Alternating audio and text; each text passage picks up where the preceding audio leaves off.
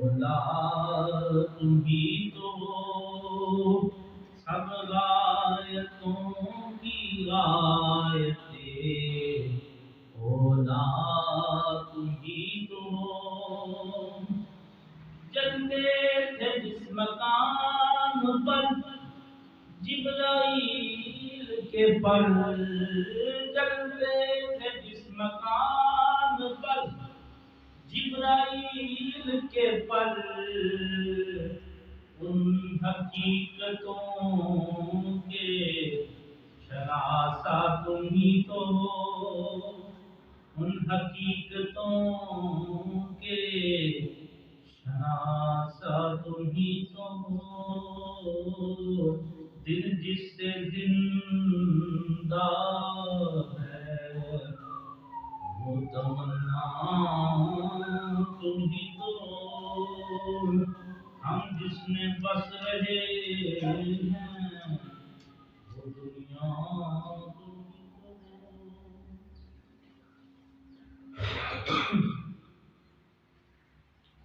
بڑے احترام بزرگوں اور دوستوں، اللہ رب العزت کی حمد و ثنا نعت سید انبیاء خیر الورا مولا کل مرسل جناب محمد رسول اللہ صلی اللہ علیہ وسلم لا محدود تاجداروں کے تاجدار جناب محمد مصطفیٰ صلی اللہ علیہ وسلم کی ذاتی خیر مطہر پر اللہ رب العزت سے دعا ہے خاص کہنے حق سننے ہم سب کو عمل کی توفیق عطا فرمائے۔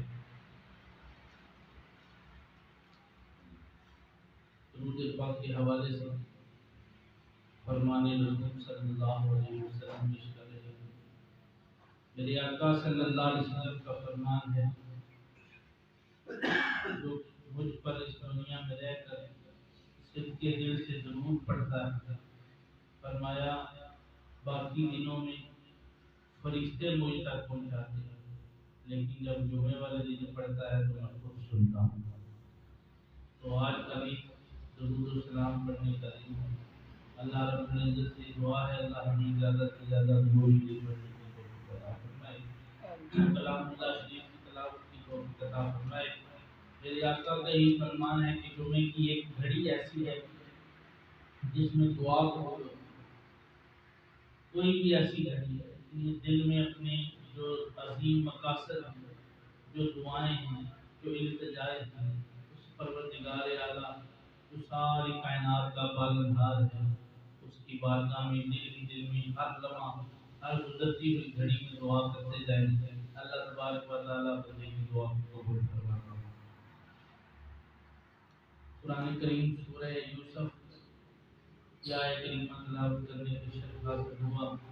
اللہ ارشاد فرماتے ہیں وَلَمَّا بَلَغَ أَشُدَّهُ آتَيْنَاهُ حُکْمًا وَعِلْمًا وَكَذَلِكَ نَجْزِي الْمُحْسِنِينَ، اور جب وہ جوان ہوئے تو انہیں علم و حکمت عطا کیا گیا اور یوں ہی ہم اپنے نیک بندوں کو جزا دیا کرتے ہیں۔ مفسرین اور محدثین نے بیان فرمایا ہے کہ یہ آیت کریمہ حضرت سیدنا یوسف علیہ السلام علی نبینا و علیہ السلام کی شان میں نازل ہوئی۔ قرآن کریم میں سورہ یوسف حضرت یوسف علیہ السلام کی وجہ سے اس کا نام، اس سورت کا نام سورہ یوسف رکھا گیا، اور اس سورت میں انسانی موجودہ زندگی میں اور ہر آنے والی زندگیوں میں، بلکہ کہہ لیجیے تا قیامت، یہ سورت جو ہے بندے کے لیے راہ ہدایت کا سبب بنا۔ قرآن سارے کا سارا قیامت کے لیے ہے، اور بالخصوص یہ سورہ یوسف جو ہے اس کی فضیلت یہ ہے کہ جب یہ تلاوت کی جاتی ہے تو اس کی تلاوت کرنے والے پر ایک عجیب سی رقت طاری ہو جاتی ہے، ایک جذب و مستی کی کیفیت طاری ہو جاتی ہے، اور اس سورت کی تلاوت کرنے سے بندے کے ایمان میں اضافہ ہوتا ہے، بشرطے کہ وہ ترجمہ و تفسیر کے ساتھ اس کو تلاوت کرے۔ قرآن عربی میں تو ہر کوئی پڑھ لے گا، لیکن جب ترجمہ تفسیر پڑھا جائے گا تو اس کا مزہ کچھ اور ہوگا۔ تو گزشتہ جمعے میں نے عرض کیا تھا کہ یوسف علیہ السلام بکتے بکتے مالک ابن زغر کے پاس جب آئے تو مالک ابن زغر نے جب مصر میں اس نے اعلان کیا کہ ہے کوئی یوسف کو خریدنے والا، ہے کوئی یوسف علیہ السلام کا خریدار، تو مالک ابن زغر پیسے تو ویسے ہی بڑے کما چکا تھا حسن یوسف کے اوپر، جیسے میں نے گزشتہ میں بیان کیا کہ حسن یوسف کو دیکھ کر کئی رستے میں بستیاں گاؤں آئے اور سارے کے سارے وہ بے ہوش ہوتے چلے گئے، رش کھاتے، لیکن جب یوسف علیہ السلام کے بکنے کی باری آئی، فروخت ہونے کی باری آئی، تو مالک ابن زغر نے اس وقت تک کروڑوں درہم کما چکا تھا، کروڑوں درہم، لاکھوں کی بات نہیں ہوتی، کروڑوں درہم وہ کما چکا تھا، امیر ہو چکا تھا۔ اب مالک ابن زغر نے اعلان کیا کہ ہے کوئی یوسف کا خریدار، تو اس وقت زلیخا بی بی جس کا ذکر اللہ تعالیٰ نے قرآن کریم میں بھی بیان فرمایا ہے، اس نے خواب میں 2 دفعہ حضرت یوسف کا دیدار کر لیا تھا۔ مفسرین لکھتے ہیں کہ ابھی یوسف علیہ السلام پیدا نہیں ہوئے تھے تو اسے خواب میں یوسف علیہ السلام کی زیارت ہوئی۔ جب یوسف علیہ السلام کی عمر 7 سال کی ہوئی تو اس نے سامنے حقیقتاً اپنی آنکھوں سے، جاگتی آنکھوں سے یوسف علیہ السلام کا دیدار کیا، اور جب یوسف علیہ السلام بادشاہ بننے لگے، ابھی وہ بنے نہیں تھے، اس وقت پھر خواب میں زلیخا کو عزیز مصر کی جگہ اس تخت پر یوسف علیہ السلام کا دیدار کرایا گیا۔ اس نے خواب میں یوسف علیہ السلام کو بادشاہ کے تخت پر بیٹھا ہوا ہے۔ اب زلیخا یہ سارا معاملہ دیکھ کر اپنے خواب کے ذریعے ملک مدائن سے ہجرت کر کے مصر آئی، اور اس نے آ کے دیکھا کہ جس کو میں نے خواب میں دیکھا ہے وہ مصر کے بازار میں بک رہا ہے۔ یوسف علیہ السلام کو بکتے ہوئے جب اس نے دیکھا، اس نے کہا کہ اے مالک ابن زغر، میرا خامن جس کا نام عزیز مصر ہے، اس کے ساتھ سودا کرو اور اس بچے کو ہمارے حوالے کر دو۔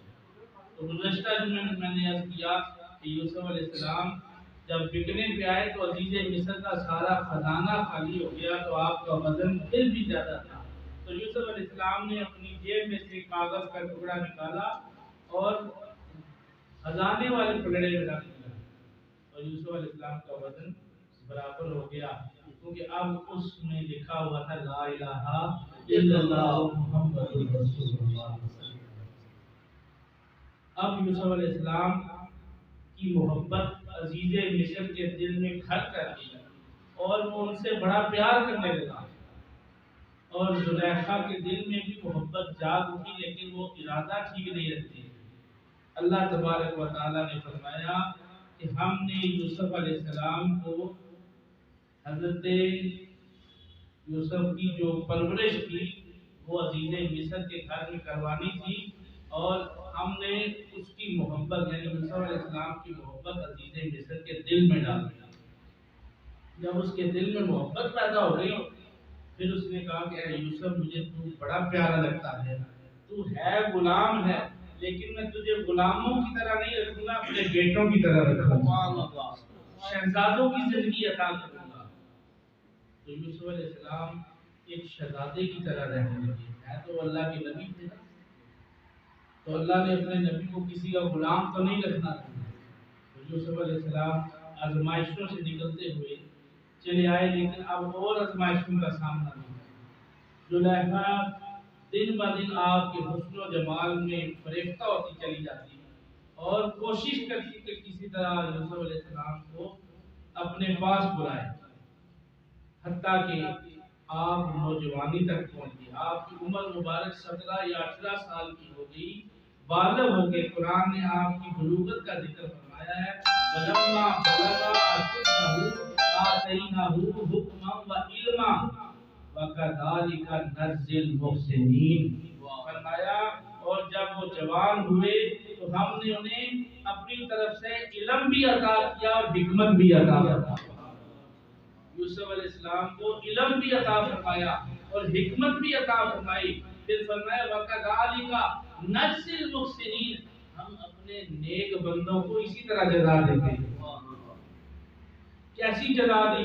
جہاں پر حضور نبی کریم صلی اللہ علیہ وسلم سے صحابہ کرام نے کی، یا رسول اللہ اس جزا سے مراد کیا ہے اور علم و حکمت سے مراد کیا ہے؟ فرمایا علم و حکمت سے مراد یہ ہے کہ اللہ تعالیٰ نے اپنے خاص بندوں کو خاص علم عطا فرمایا، اور جزا سے مراد حضرت یوسف کو اپنا نبی بنا، نبوت سے سرفراز فرمایا. حضرت یوسف علیہ السلام ایک روز زلیخا آپ کو پھنسانے میں بظاہر طور پہ کامیاب اس طرح ہوئی کہ اس نے آپ کو ایک کمرے میں بند کر دیا اور اپنی خواہش کا اظہار کر دیا، نسوانی خواہش کا اظہار کیا، اور جس کی وجہ سے یوسف علیہ السلام اس سے دور ہوئے اور دور ہوتے گئے. لیکن اب کمرہ بند ہے. یوسف علیہ السلام سے وہ پوچھ رہی ہے یوسف تیرا کیا ارادہ ہے، برائی کی طرف بلا رہی ہے. تو اللہ تعالیٰ نے یوسف علیہ السلام کی اس بات کو قرآن کے الفاظ بیان کر کے بیان فرمایا. اللہ فرماتا ہے وَقَالَتْ حَيْتَ لَكَ قَالَ هَذَا رَبِّي، فرمایا کہ اے عورت میں اللہ کی پناہ مانگتا ہوں. قَالَ مَعَاذَ اللَّهِ، میں اس رب کی پناہ مانگتا ہوں جو کائنات کا پروردگار ہے. میں اس طرح کا کوئی ارادہ نہیں رکھتا. میں اللہ کا نبی بننے والا ہوں. نبی معصوم از گناہ ہوتا ہے، گناہوں سے پاک ہوتا ہے اور نفسوں سے پاک ہوتا ہے. اس لیے میں اس طرف نہیں آ سکتا جس طرف تو بلانا چاہتی ہے. اور اللہ تعالیٰ فرماتا ہے کہ ہم نے یوسف علیہ السلام پر اپنا خاص کرم کیا ہوا تھا. اس وجہ سے اس کرم اور رحمت کی وجہ سے یوسف علیہ السلام بھی اس عورت کی طرف مائل نہ ہو سکے. ان کے دل میں وہ بات ہی نہ آئی، وہ میل ہی پیدا نہ ہوئی، وہ ارادہ ہی پیدا نہ ہوا جو اس عورت کی طرف جاتے. اس لیے اللہ تبارک و تعالیٰ نے فرمایا ہم نے یوسف پر اپنا خاص کرم کیا. انہو ربی احسن مثوائی، فرمایا یوسف علیہ السلام نے کہ جس کی تو بیوی ہے، جس بادشاہ کی تو بیوی ہے عزیز مصر کی، وہ بڑا ہی محسن اور مربی ہے، بڑا ہی میرے ساتھ شفیق ہے. میں اس کو ایک باپ کا درجہ دیتا ہوں، بڑا مشفق باپ ہے وہ، اور تو میرے ساتھ کیا کرنے والی ہے. لیکن قرآن کہتا ہے کہ اس کا ارادہ تبدیل نہ ہوا، شیطان پوری طرح اس پر حاوی تھا. اب یوسف علیہ السلام اللہ کی بارگاہ میں دعا فرما رہے ہیں یا اللہ مجھے اس کے شر سے بچا لے. اعلی معاذ اللہ، یا اللہ میں تیری پناہ مانگتا ہوں. یوسف علیہ السلام نے جب دعا مانگی تو اللہ تبارک و تعالیٰ نے یوسف علیہ السلام کی دعا کو سن لیا اور قبول فرمایا. یہاں پر مفسرین ایک نقطہ لکھتے ہیں، فرماتے ہیں کہ اب روحانی طور پر حضرت یوسف علیہ السلام کو یعقوب علیہ السلام کا دیدار کروایا گیا. یوسف علیہ السلام بند کمرے میں تھے. اب دوسرے جو کمرے تھے ان میں 7 کمروں کا رستہ طے کر کے باہر سین میں آنا تھا اور ہر کمرے پہ تالا لگا ہوا تھا. یوسف علیہ السلام کو سب نے یعقوب علیہ السلام نظر آ رہے تھے. فرمایا بیٹا نبوت کی چادر کو داغدار نہ کرنا، دعا کرنا میرا کام ہے، تالے کھلوانا میرا کام ہے، دوڑنا تیرا کام ہے. حضرت یوسف علیہ السلام دوڑتے چلے گئے، تالے خود بخود کھلتے چلے گئے، تالے خود بخود دروازوں کے کھلتے چلے گئے. یوسف علیہ السلام جب باہر پہنچے عزیز مصر کو سامنے پایا. عزیز مصر جو بادشاہ تھا مصر کا، اب اس نے دیکھا کہ یوسف آگے آگے دوڑ رہے تھے اور اس کی بیوی زلیخا پیچھے پیچھے تھی. جب آپ آخری دروازے پہ پہنچے تو زلیخا کا ہاتھ آپ کی قمیض پہ پہنچ چکا تھا، تو وہ قمیض پیچھے سے پھٹ چکی تھی. اور یوسف علیہ السلام جب عزیز مصر کے سامنے پہنچے تو عزیز مصر یہ معاملہ دیکھ کر پریشان سا ہو گیا، کیا فیصلہ کروں. اتنی دیر میں زلیخا نے بڑے مکر سے کام لیا اور اس نے کہا کہ اے عزیز مصر یہ تو میرے ساتھ برائی کا ارادہ رکھتا تھا. تو یوسف علیہ السلام سے جب عزیز مصر نے پوچھا کیا واقعی، تو عزیز مصر کو دیکھ کر یوسف علیہ السلام نے فرمایا میں اللہ کا نبی بننے والا ہوں، نبی گناہ سے محفوظ ہوتا ہے، دور ہوتا ہے، پاک ہوتا ہے، میں اپنی پاک دامنی کا ثبوت بھی دے سکتا ہوں۔ اب یوسف علیہ السلام نے فرمایا کہ اگر میری پاک دامنی کا ثبوت لینا چاہتے ہو تو وہ ایک بچہ جو ماں کی گود میں بیٹھا ہے، 4 ماہ اس کی عمر ہے، 4 مہینے کا ہے، اور وہ بچہ زلیخا کے ماموں کا بیٹا تھا، وہ بچہ دودھ پی رہا تھا۔ حضرت یوسف علیہ السلام نے فرمایا کہ میری پاک دامنی کی گواہی وہ بچہ دے گا، وہ بچہ دے گا۔ یوسف علیہ السلام کی بات سن کر عزیز مصر حیران رہ گیا کہ اے یوسف، آپ کی پاک دامنی کا ثبوت یہ بچہ کیسے دے سکتا ہے؟ یہ تو خود ابھی دودھ پیتا بچہ ہے، بول نہیں سکتا، 4 مہینے کا بچہ ہے، 4 ماہ کا بچہ۔ تو حضرت یوسف علیہ السلام نے فرمایا کہ میرا رب جس پر میں ایمان رکھتا ہوں، جس نے کل کائنات کو پیدا کیا ہے، اگر وہ چاہے تو اس بچے سے بھی میری دعائیں دے۔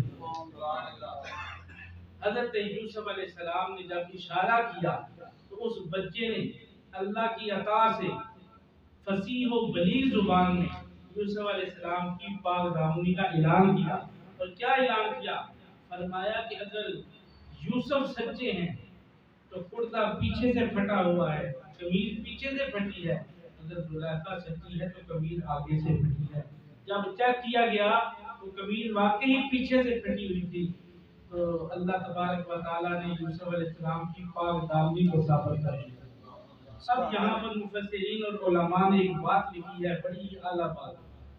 وہ کہتے ہیں کہ یوسف علیہ السلام جب ایک وقت آیا کہ آپ عزیز مصر کی جگہ بادشاہ وقت بنے، اور جب بادشاہ کی سیٹ پہ پہنچے تو مصر میں قید پڑ گیا، اور اس قید سالی میں سارے گاؤں بستیاں جہاں جہاں بھی لوگ بستے تھے غلہ ختم ہو گیا، اناج ختم ہو گیا، لیکن اللہ نے یوسف علیہ السلام کے ذریعے لوگوں کو اناج دینا تھا، ان کے گودام اناج سے بھرے ہوئے تھے۔ یوسف علیہ السلام کو اللہ نے حکم دیا کہ اے یوسف اس اناج کو غرباء میں مساکین میں تقسیم کرو۔ تو یوسف علیہ السلام نے ایک پالیسی کے ذریعے، ایک قانون کے ذریعے اس اناج کی بوریاں ہر غریب کو 4 بوریاں دینی تھیں، اور لائن لگا کر وہ بوریاں لیتے رہے۔ ایک دن ایسا آیا کہ ان بوری لینے والوں میں، ان اناج لینے والوں میں ایک نوجوان آ گیا۔ اس نوجوان نے کہا، وہ تقسیم کرنے والوں، راشن تقسیم کرنے والوں، میں بھی اناج لینے آیا ہوں، لیکن میں اتنا اناج نہیں لوں گا جتنا تم نے باقیوں کو دیا ہے۔ باقیوں کو 4 بوریاں دی ہیں، مجھے 40 بوریاں چاہیے، میں 40 بوریاں لے کے جاؤں گا۔ انہوں نے کہا تیرا دماغ خراب ہو گیا، ہم قانون نہیں توڑ سکتے، بادشاہ کا اعلان ہے، یوسف علیہ السلام کا اعلان ہے کہ ہر بندے کو 4 ہی بوریاں ملیں گی۔ اس نے کہا کہ اگر میں تمہیں اپنا تعارف کروا دوں تو تمہیں 4 کی بجائے 40 دینی پڑے گی۔ ان اناج تقسیم کرنے والوں نے کہا کہ جاؤ یوسف علیہ السلام کو اپنا تعارف کراؤ، ہمیں نہ تعارف کرواؤ، ہم تو تقسیم کرنے والے ہیں، حکم کے محتاج ہیں۔ جب یوسف علیہ السلام کے پاس گیا تو یوسف علیہ السلام مراقبے میں تھے اور اللہ کی حمد و ثنا پڑھ رہے تھے دل ہی دل میں۔ جب نوجوان قریب ہوا، یوسف علیہ السلام نے اس کی طرف دیکھا، آنکھیں کھول کر دیکھا۔ اس نے کہا اے یوسف، کیا مجھے آپ پہچانتے ہیں؟ یوسف علیہ السلام نے فرمایا نوجوان تو کون ہے؟ آپ نے اس نوجوان نے کہا کہ اے یوسف، اگر میں نے اپنا تعارف کروا دیا تو آپ جتنا بھی اناج ہے سارے کا سارا دینے پر راضی ہو جائے گا۔ آپ نے فرمایا اچھا یہ بات ہے، پھر تو لازمی اپنا تعارف کروا۔ یوسف علیہ السلام نے بڑی حیرانی سے پوچھا کہ تو کون ہے؟ اس نے کہا کہ حضور، جب آپ کی پاک دامنی کا ثبوت دینے کے لیے اللہ نے ایک شیرہار بچے کو زبان عطا کی تھی کہ یہ یوسف اللہ کے نبی پاک بھی ہیں، صاف بھی ہیں، ان کا ظاہر بھی پاک ہے، ان کا باطن بھی پاک ہے، وہ بچہ کوئی اور نہیں، میں تھا، میں تھا۔ یوسف علیہ السلام نے خوش ہو کے کہا کہ واقعی تم وہی بچے ہو جس نے میری پاک دامنی ثابت کی تھی اللہ کے حکم سے۔ آپ نے اناج تقسیم کرنے والوں سے کہا کہ آج اس کو 40 نہیں 80 نہیں 100 نہیں 120 بوریاں اناج کی عطا کریں۔ یہاں پر مفسرین لکھتے ہیں کہ یوسف علیہ السلام کی پاک دامنی ثابت ہو جائے تو یوسف علیہ السلام اس بندے پر اتنی مہربانی فرماتے ہیں کہ اس کو 120 بوریاں اناج کی عطا فرما دیتے ہیں۔ اور جب کوئی اللہ تعالیٰ کی پاکی بیان کرتا ہے، اللہ کی حمد بیان کرتا ہے، اس کی شان میں سبحان ربی یلعالی کہتا ہے یا سبحان ربی یلعظیم کہتا ہے یا سبحان اللہ کہہ دیتا ہے تو اس بندے کو اللہ کتنا عطا فرمائے گا۔ سبحان اللہ۔ یہاں پر عرض کرنے کا مقصد یہ ہے کہ اللہ تعالیٰ کا جب ذکر کیا جائے یا اس کے رسول کا ذکر کیا جائے، قرآن کی تلاوت کی جائے تو لفظ سبحان اللہ کہہ دینے سے اللہ تعالیٰ بندے پر مہربان ہو جاتا ہے۔ تو میں عرض کر رہا تھا کہ یوسف علیہ السلام نے اپنی پاک دامنی کا ثبوت اس بچے سے کیا۔ اب پورے شہر میں شور مچ گیا کہ زلیخا کے ارادے ٹھیک نہیں ہیں اور وہ ایک غلام کو دل دے بیٹھی ہے۔ حضرات محترم، میں عرض یہ کرنا چاہتا ہوں کہ یوسف علیہ السلام آپ نے فرمایا کہ مجھے اس کے شر سے یا باری تعالیٰ بچا لے، ان عورتوں کے شر سے بچا لے۔ اللہ تعالیٰ نے فرمایا یوسف پھر اپنے آپ کو اگر چھپانا چاہتے ہو تو قید خانہ تمہارے لیے ہے، جیل رکھی ہے، قید میں چلے گئے۔ یوسف علیہ السلام قید میں ہے۔ ایک دن مصر کی بیویوں کی دعوت کی گئی، زلیخا نے دعوت کی۔ ایک روایت میں آتا ہے کہ 70 بیویاں آئیں، ایک روایت میں 40 آئیں، بہرحال جتنی بھی آئیں وہ ساری بیویاں دعوت کے گئے، ان کے سامنے پھل رکھے گئے اور یوسف علیہ السلام کو کہا گیا ہے یوسف ایک بار ان بیویوں کے سامنے سے گزر جا، ایک بار ان بیویوں کے سامنے سے گزر جا، اپنا دیدار کروا دے۔ حضرت یوسف علیہ السلام خاموش رہے کہ میں کیوں وہ کام کروں جس کا حکم مجھے میرے رب نے نہیں دیا۔ اللہ تعالیٰ نے جبریل کے ذریعے یوسف علیہ السلام کو فرمایا ہے یوسف آج تیرا رب تجھے حکم دیتا ہے اپنے حسن کی ایک جھلک انہیں دکھا دے، اپنے حسن کی ایک جھلک انہیں دکھا دے۔ اب قرآن نے اس بات کو بیان کیا ہے کہ یوسف علیہ السلام نے جب ان کے سامنے سے صرف گزرے، ان بیویوں کے سامنے سے گزرے، قرآن کا واقعہ ہے، قرآن کہتا ہے وَقُلْنَا حَاشَا لِلَّهِ مَا هَذَا إِلَّا بَشَرٌ كَرِيمٌ إِلَّا مَلَكٌ كَرِيمٌ إِنْ هَذَا إِلَّا بَشَرٌ، فرمایا کہ بے شک یہ کوئی فرشتہ ہو سکتا ہے، یہ انسان ہو ہی نہیں سکتا۔ اور یہ حسن یوسف کا کمال تھا کہ انہوں نے پھل کاٹنے کی بجائے اپنے ہاتھ پہ چھریاں چلانی شروع کر دی، ہاتھ کٹ رہے ہیں، خون نکل رہا ہے اور تکلیف بھی نہیں ہو رہی۔ یہاں پر مفسرین کہتے ہیں کہ ایک بار ایک صحابی نے عرض کی یا رسول اللہ کیا حسن یوسف اتنی شان کے مالک تھے حضرت یوسف علیہ السلام کہ ان کے حسن کو دیکھ کر بیویوں نے ہاتھ کاٹے اور انہیں اپنے ہاتھ کٹنے کی خبر تک نہ ہوئی، اور آپ کی شان کیا اس سے ورا اور ورا نہیں؟ میرے آقا نے فرمایا ہاں، اللہ نے میرے اوپر 70,000 حسن کے پردے دے رکھے ہیں، اگر ایک پردہ اٹھ جائے مرنے والے کو اپنی روح بھی جاتی ہوئی اس کی بھی پرواہ نہ رہے، روح نکلنے کی بھی خبر نہ رہے۔ شاعر کہتا ہے حسن یوسف پہ کٹی مصر میں انگشتے زنا، حسن یوسف پہ کٹی مصر میں انگشتے زنا، تیرے نام پہ سر کو کٹاتے ہیں مردان عرب۔ حضور کے نام پہ تو عرب کے مردان بھی مرد بھی ہے، وہ بھی سر کٹانے کو تیار ہے۔ غلامان محمد جان دینے سے نہیں ڈرتے، یہ سر کٹ جائے یا رہ جائے پرواہ نہیں کرتے۔ وہ کہتے ہیں محمد کی غلامی دین حق کی شرط اول ہے، اگر ہو اس میں خامی تو سب کچھ نامکمل ہے۔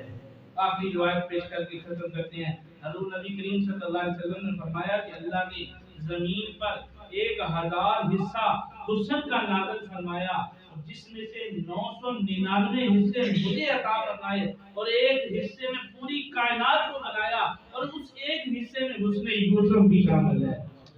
آپ خود اندازہ لگائیں کہ 999 حصے جن کی حصے میں آئے ان کا حسن زیادہ ہے یا حسن یوسف زیادہ ہے؟ حسن بازار دے سہ یوسف بردے ہو وکاندے ذوالقر نین سلیمان دے خدمت گار کہاں دے۔ اللہ کے محترم، یہ تو حضرت یوسف علیہ السلام کا واقعہ ہے جو مزید انشاءاللہ چلتا ہے، ایک جمعہ اور اس پہ بیان ہوگا۔ عرض کرنے کا مقصد یہ ہے کہ آج اس پرفتن دور میں ہم قرآن سے دور ہو گئے، قرآنی تعلیمات سے دور ہو گئے۔ قرآن کہتا ہے نحن احسن، یہ جو قصے بیان کی نحن نقص علیک احسن القصص، ہم نے جو قصے قرآن میں بیان کی ہے کہانیاں نہیں ہیں، یہ کوئی قصے بالکل عام قصے کہانیاں نہیں ہیں، کوئی جادوگروں کی کہانیاں نہیں ہیں جو بچوں کو سنا کر بہلا دیے جائے، ورنہ یہ حقیقت پر مبنی ہے۔ اور یہ قصے اپنے بچوں کو سنایا کریں، اپنے بچوں کو قرآن کی تعلیم دیا کریں، دلوایا کریں، ان کو مسجدوں میں مدارس میں بھیجا کریں تاکہ وہ قرآن پڑھیں اور قرآن خان کی بھی عزت کریں اور خود بھی قرآن پڑھ کے عزت والے بندے بن جائیں اور عزت والے شہری بن جائیں۔ ہمیں قرآن عزت دے گا، قرآن سے عزت ملتی ہے۔ جب آپ آپس میں عام بندے کھڑے ہوتے ہیں تو ایک دوسرے کو کہتا ہے چودھری صاحب آگے، کوئی کہتا ہے ملک صاحب آگے، کوئی بھٹ صاحب آگے، کوئی فلاں صاحب آگے، لیکن جب کوئی حافظ قرآن مسجد میں داخل ہوگا یا آپ کو باہر کہیں ملے گا تو آپ سارے کہیں گے حافظ صاحب آگے، قرآن کے حافظ صاحب آگے، قاری صاحب آگے۔ اب اپنے ایمان سے بتاؤ ان سب سے زیادہ عزت کس کی ہے؟ ان سب سے زیادہ عزت کس کی ہے؟ کس کے سینے میں قرآن ہوا؟ اپنے بچوں کو قرآن یاد کروائیے۔ آج تو انٹرنیٹ کا دور ہے، ہر چیز نیٹ پہ پڑھائی جا رہی ہے، اپنے بچوں کو نیٹ کی تعلیم ضرور دیجیے لیکن قرآن کی تعلیم دیجیے۔ آج کل کلاسیں لگتی ہیں نیٹ پہ تاکہ بچوں کو قرآن زبانی یاد کروایا جائے، اس کی تفسیر پڑھائی جا رہی ہے، کورسز کروائے جا رہے ہیں اور صحیح العقیدہ علماء سے ان کو کورسز کروائیے، ان کو تعلیم قرآن دلوائیے تاکہ میرے آقا کا فرمان پورا ہو جائے، خیرکم من تعلم القرآن وعلمہ۔ حضور سے پوچھا گیا یا رسول اللہ سب سے بہترین کون ہے شخص؟ میرے آقا نے فرمایا سب سے بہترین شخص وہ ہے جو تم میں قرآن کی تلاوت کرتا رہتا ہے، جس کو قرآن آتا ہے، جو قرآن پڑھتا ہے اور دوسروں کو سکھاتا ہے، اور جو سیکھے گا وہی دوسروں کو سکھائے گا نبی۔ اس لیے اللہ تعالی ہم سب کو توفیق دے کہ ہم قرآن پڑھیں اور پڑھائیں۔ وآخر دعوانا الحمدللہ رب العالمین۔